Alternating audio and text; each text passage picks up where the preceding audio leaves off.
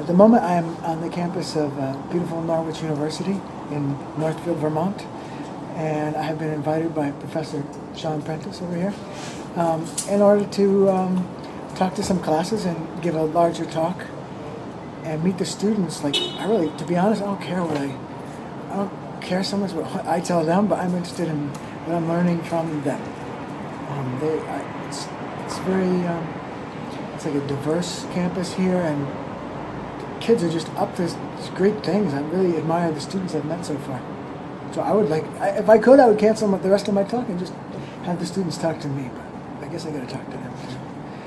In the fall of 2012, I wandered into Al-Qaeda territory without knowing it. It's not like they put up signs at the border saying there's Al-Qaeda land. So I wandered in there as a reporter, hoping to report on the Syrian war, without realizing that this is a war against Islamic fundamentalism that the Syrian government is carrying out. And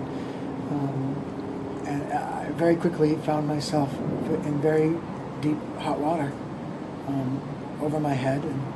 And 2 years later, they let me go. The current project that I'm working on is a theater project in which I use the Quran and some video and some music from the jihad in order to bring to life the psychological transformation that happens when you live for over a period of time in an Islamic state. Like, where do you start out, and where do they want to bring you? What is your psychology like when they're done with you? I went through a kind of a transformation myself, so I feel I have some authority, like personal authority, based on my own experience, to illustrate how they do this to you. And it's not all awful.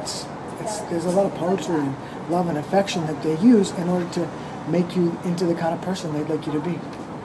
So that's what I'm working on now. Maybe my overall takeaway of my experience in Syria is a discovery of the coming generation of jihadis, and how they are, just how widespread that feeling of aggression and hostility and willingness to die on behalf of Islam and to kill us on behalf of Islam is. It's a more widespread ideology feeling in the populace than we know, and they have greater psychological control over the young kids than we are aware of or we can detect from this distance. So we have to better understand how they're bringing these kids under this kind of control, and we need to rescue the kids, because some of them are like 8 years old.